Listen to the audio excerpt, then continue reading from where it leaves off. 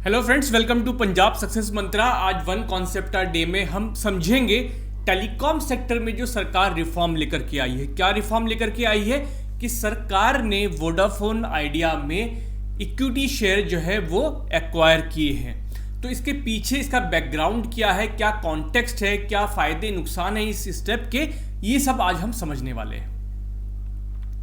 तो हम इस इश्यू को क्यों डिस्कस कर रहे हैं, वोडाफोन आइडिया के इश्यू को, क्योंकि ये करंट अफेयर्स में काफी चल रहा है। तो ये इंपॉर्टेंट है आपके एग्जाम पॉइंट ऑफ व्यू से, तो आपको समझने की जरूरत है इस इशू को।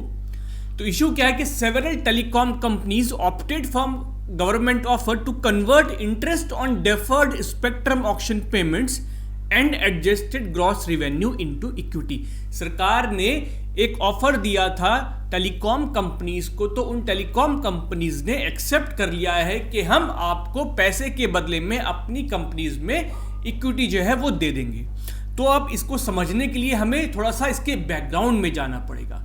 तो अगर हम बैकग्राउंड की बात करें तो सरकार ने टेलीकॉम सेक्टर को लिबरलाइज किया था। एलपीजी जब रिफॉर्म्स आए थे 1991 में, उस वक्त क्या होता, उससे पहले क्या था, उससे पहले टेलीकॉम सेक्टर में गवर्नमेंट की मोनोपोली हुआ करती थी। एमटीएनएल एंड बीएसएनएल ये दो गवर्नमेंट कंपनीज थी जो कि टेलीकॉम सर्विसेज इंडिया में प्रोवाइड करती थी। 1991 के बाद सरकार ने टेलीकॉम सेक्टर को लिबरलाइज किया तो क्या हुआ, प्राइवेट कंपनीज भी जो है आई और बाहर से जो फॉरेन कंपनीज थी वो भी इंडिया में आई। जैसे वोडाफोन है आपका। तो ये जो टेलीकॉम कंपनीज हैं ये क्या यूज करती हैं, जो इलेक्ट्रोमैग्नेटिक वेव्स का स्पेक्ट्रम होता है ये उसको यूटिलाइज करती हैं और उसके जरिए जो है आपको टेलीकॉम सर्विसेज प्रोवाइड करती हैं। और ये जो इलेक्ट्रोमैग्नेटिक वेव्स का स्पेक्ट्रम होता है ये क्या है, एक नेचुरल रिसोर्स है। अगर नेचुरल रिसोर्स को आप यूटिलाइज करते हो तो उसके बदले में आपको सरकार को क्या देना पड़ता है, उसको कोई लाइसेंस फी देनी पड़ेगी, आपको चार्जेस देने पड़ेंगे। जैसे कि कोल के ब्लॉक्स होते हैं तो उनका भी क्या किया जाता है, ऑक्शन किया जाता है, सरकार फीस वसूलती है।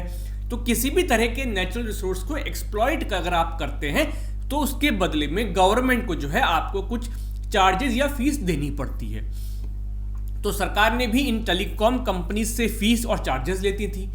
फिर इन टेलीकॉम कंपनीज को लगा कि ये जो चार्जेस और फीस है ये काफी ज्यादा है, तो सरकार ने इनके सामने एक पेशकश रखी कि ठीक है, हम आपसे चार्जेस या फीस नहीं लेंगे, आप क्या करिए, आप हमें रिवेन्यू में शेयर दे दीजिए।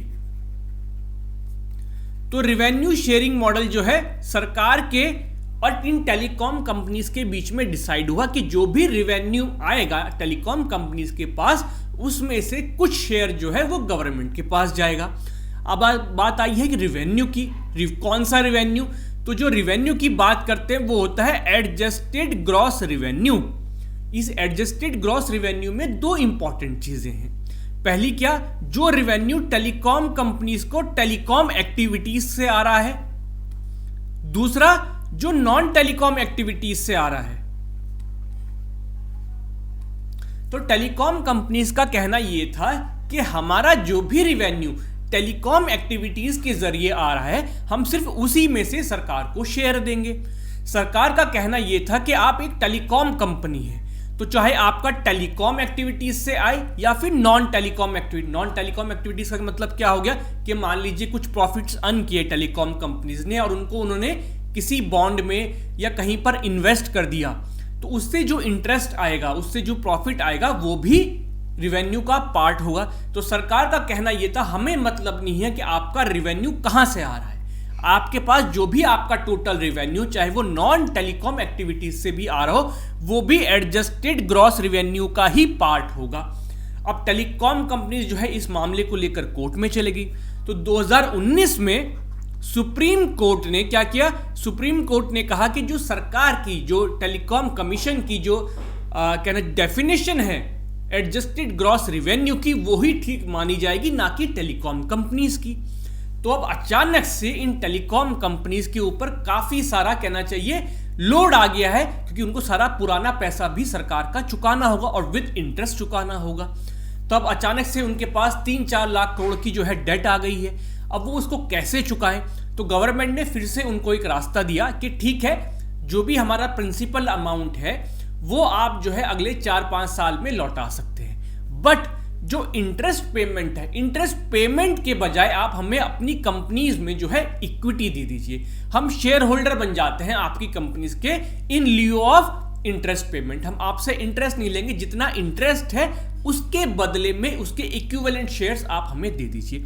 मान लीजिए वोडाफोन आइडिया पर 1 लाख करोड़ सरकार का बकाया था इंटरेस्ट पेमेंट का, तो वोडाफोन आइडिया क्या करेगा, 1 लाख करोड़ के वर्थ के शेयर्स जो है वो गवर्नमेंट को प्रोवाइड कर देगा।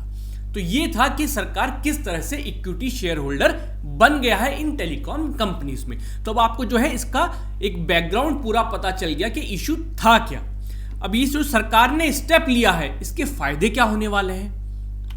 देखिए, सबसे पहला फायदा क्या है कि मार्केट में कंपटीशन बना रहेगा। जो टेलीकॉम सेक्टर में अगर आप आज देखें तो मेजर प्लेयर कौन से बचे थे, या तो जियो है, एयरटेल है और वोडाफोन आइडिया था। अगर मान लीजिए वोडाफोन आइडिया डूब जाता, यहां छोड़कर भाग जाता, अगर सरकार इक्विटी नहीं लेती, तो क्या होता है, सिर्फ 2 कंपनीज बचती। तो टेलीकॉम सेक्टर में कंपटीशन बहुत कम हो जाता है। जब कंपटीशन कम हो जाता है तो एक्सप्लॉयटेशन के चांसेस ज्यादा हो जाते हैं, कंज्यूमर्स का एक्सप्लॉयटेशन के होने के चांसेस इंक्रीज हो जाते हैं। सेकेंड इज कंज्यूमर इंटरेस्ट, इसी से रिलेटेड है कि कंज्यूमर इंटरेस्ट को सरकार ने प्रोटेक्ट किया है। अब जब कुछ कंपनीज रहेंगी, 3-4 कंपनीज रहेंगी, तो एटलीस्ट कंपटीशन बना रहेगा, अच्छी वो सर्विसेज प्रोवाइड करेंगे। अदरवाइज क्या होता कि डुओपोली हो जाती कि एक तरफ जियो है, एक तरफ एयरटेल है, ये साथ में मिलकर क्या करती, अपने चार्जेस जब मर्जी चाहे बढ़ा सकती थी और सर्विसेज भी इतनी अच्छी नहीं दे सकती थी। तो फिर कंज्यूमर के पास तो कोई ऑप्शन ही नहीं रहता, वो जाए तो जाए कहाँ, इन 2 कंपनीज के पास ही जा सकते थे। तो कंज्यूमर इंटरेस्ट को भी सरकार ने प्रोटेक्ट किया है। Third is space for cash strapped firms. Already in जो टेलीकॉम कंपनीज है, इनके ऊपर काफी सारा डेट है और ऊपर से जो इंटरेस्ट पेमेंट करना पड़ता, अब सरकार को जो पैसा वापस देना पड़ता, तो उसकी वजह से काफी जो है इनकी जो कहना चाहिए कैपेसिटी थी कि वो कुछ इन्वेस्ट कर पाए, या जो उनके पास कैश था वो काफी कम हो जाता। तो अब एटलीस्ट उनको इंटरेस्ट पेमेंट नहीं करना है, तो उसकी वजह से इनके पास इनफ कैश जो है वो अवेलेबल रहेगा। एम्प्लॉयमेंट प्रोटेक्शन, मान लीजिए वोडाफोन आइडिया जैसी कंपनी अगर बंद हो जाए जिसमें हजारों लोग काम करते हैं, तो आप समझिए कि कितना ज्यादा अनएम्प्लॉयमेंट हो सकता था। ऑलरेडी अनएम्प्लॉयमेंट के अगर आप डेटा देखें तो इंडिया में दिसंबर 2021 में काफी ज्यादा अनएम्प्लॉयमेंट रहा है। उसके बाद अगर वोडाफोन आइडिया जैसी कंपनी डूबती तो उसकी वजह से और ज्यादा अनएम्प्लॉयमेंट सिचुएशन खराब हो जाती। इन्फ्यूज लिक्विडिटी, अब सरकार ने जो है शेयर होल्डिंग ले ली है, तो कंपनीज के पास एक लीवे रहेगा कि वो जो है अब सरकार को पैसा देने की बजाय क्या कर सकती है, उस पैसे को इन्वेस्ट कर सकती है। उस पैसे को कहीं पे सर्विसेज इंप्रूव करने के लिए, रिमोट एरियाज में नई तरह की सर्विसेज प्रोवाइड करने के लिए, 4G 5G में इन्वेस्ट करने के लिए उनके पास एटलीस्ट अब पैसा रहेगा। Prevention of bad loan, telecom companies का मैंने बताया कि काफी इनके पास ऑलरेडी डेट है, डेट मतलब लोन है इनके ऊपर, तो ये लोन इन्होंने बैंक से लिया है। ऑलरेडी हमारे जो बैंक्स हैं, कमर्शियल बैंक्स हैं, ऑलरेडी एनपीए की प्रॉब्लम से काफी ज्यादा जूझ रहे हैं। अब अगर मान लीजिए वोडाफोन आइडिया या कोई और टेलीकॉम कंपनी जो है वो अपना लोन नहीं दे पाती, तो उनके लोन भी क्या हो जाते, एनपीए हो जाते। तो जो एक कहना चाहिए, जो बैंकिंग सेक्टर में एक क्राइसिस को सरकार ने अवॉइड किया है, जो एनपीए की प्रॉब्लम को और ज्यादा वर्स होने से बचाया है। तो ये सारे बेनिफिट्स हुए हैं इस रिफॉर्म के, लेकिन कुछ ड्रॉबैक्स भी हैं, कुछ क्रिटिक्स हैं इसके। क्या क्रिटिक्स हैं वो देखते हैं। सबसे पहला तो ये क्रिटिक है कि आपने पब्लिक का पैसा एक प्राइवेट कॉर्पोरेशन में लगाया है, वो भी विदाउट कंट्रोलिंग अथॉरिटी। आपने शेयर्स खरीदे हैं लेकिन आपके पास कंट्रोलिंग अथॉरिटी नहीं है, और मान लीजिए कल के दिन को आपकी कंट्रोलिंग अथॉरिटी हो भी जाती है तो आपसे तो अपनी पीएसयूज नहीं संभल रही है। एमटीएनएल और बीएसएनएल का क्या हालत हो गई है। तो सरकार जो है पब्लिक का पैसा ऐसी जगह क्यों लगा रही है, प्राइवेट कंपनीज में क्यों लगा रही है, वो भी विदाउट एनी कंट्रोलिंग अथॉरिटी। और कंट्रोलिंग अथॉरिटी हो भी जाए तो सरकार का ट्रैक रिकॉर्ड जो है वो अच्छा नहीं है। कॉन्ट्रारी टू डिसइन्वेस्टमेंट पॉलिसी, एक तरफ सरकार कह रही है कि हम डिसइन्वेस्टमेंट जो है वो ज्यादा करेंगे, हम कमर्शियल एक्टिविटीज से बाहर निकल जाते हैं। गवर्नमेंट का कोई बिजनेस नहीं है टू बी इन बिजनेस, है ना। गवर्नमेंट का काम क्या है कि पॉलिसी बनाए, एक एनेबलिंग एनवायरनमेंट प्रोवाइड करें और आप डिसइन्वेस्टमेंट को बढ़ावा दे रहे हैं। दूसरी तरफ आप जो है इक्विटी ले रहे हैं, आप शेयर होल्डिंग ले रहे हैं प्राइवेट कंपनीज में। तो ये बिल्कुल कॉन्ट्राडिक्टरी है कि एक तरफ आप कमर्शियल एक्टिविटीज से बाहर निकलना चाहते हैं और दूसरी तरफ आप कमर्शियल एक्टिविटीज में घुस रहे हैं। तो ये डिसइन्वेस्टमेंट पॉलिसी को भी आपकी कॉन्ट्राडिक्ट करता है।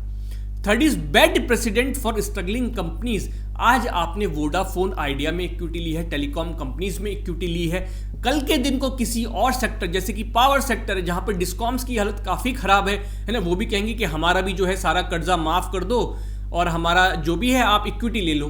तो इस तरह से एक आपने बैड एग्जाम्पल सेट कर दिया है लोगों के सामने कि भाई कल के दिन को कोई कंपनी कोई सेक्टर में अगर स्ट्रगलिंग कंपनीज होंगी तो सरकार जो है वो आपको बचा लेगी, सरकार आपकी सीवियर बन के आ जाएगी। तो ये गलत एग्जाम्पल सेट कर रहा है। तो ये सारे इसके क्रिटिक हैं जो सरकार ने स्टेप लिया है। अब करना क्या चाहिए था सरकार को? सरकार को करना यह चाहिए था कि रूट कॉज जो है टेलीकॉम सेक्टर की हालत क्यों खराब है उस पर गौर करना चाहिए था। जो भी आपने नेशनल डिजिटल कम्युनिकेशन पॉलिसी बनाई है आप उसको जो है लागू करवाइए, ठीक तरह से इंप्लीमेंट करिए। आप जो अपने स्पेक्ट्रम के जो आप चार्जेस लेते हैं आप प्लीज उनको रैशनलाइज करिए, है ना। इंडिया में जो स्पेक्ट्रम चार्जेस हैं वो वन ऑफ द हाईएस्ट हैं। 5G का भी ऑक्शन हो रहा है तो कंपनीज को लग रहा है कि सरकार जो रेट्स रख रही है वो काफी हाई होने वाले हैं। तो आप अपने स्पेक्ट्रम के चार्जेस को उनको रैशनलाइज करिए। आप कोशिश कीजिए कि आप एक एनेबलिंग एनवायरनमेंट दे पाएं सो दैट जो न्यू प्लेयर्स हैं वो भी मार्केट में आ पाए। इजी क्रेडिट मिले इन कंपनीज को सो दैट जो सर्विसेज हैं वो ये इंप्रूव करने में सक्षम हो पाए। तो ये सारे स्टेप्स जो हैं गवर्नमेंट को आगे लेने चाहिए। अब देखते हैं कि इस टॉपिक से किस तरह का एमसीक्यू आ सकता है प्रीलिम्स में। Which of the following statements is और are not correct about adjusted gross revenue? Statement देखते हैं। पहला स्टेटमेंट है it includes revenue both from telecom and non telecom activities of telecom companies.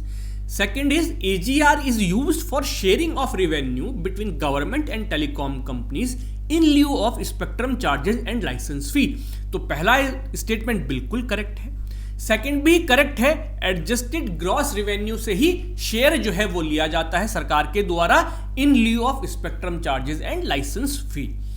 Options देखते हैं, A only 1, B only 2, C both 1 and 2 या D none of the above. अब दोनों statements correct हैं, कोई भी स्टेटमेंट फॉल्स नहीं है।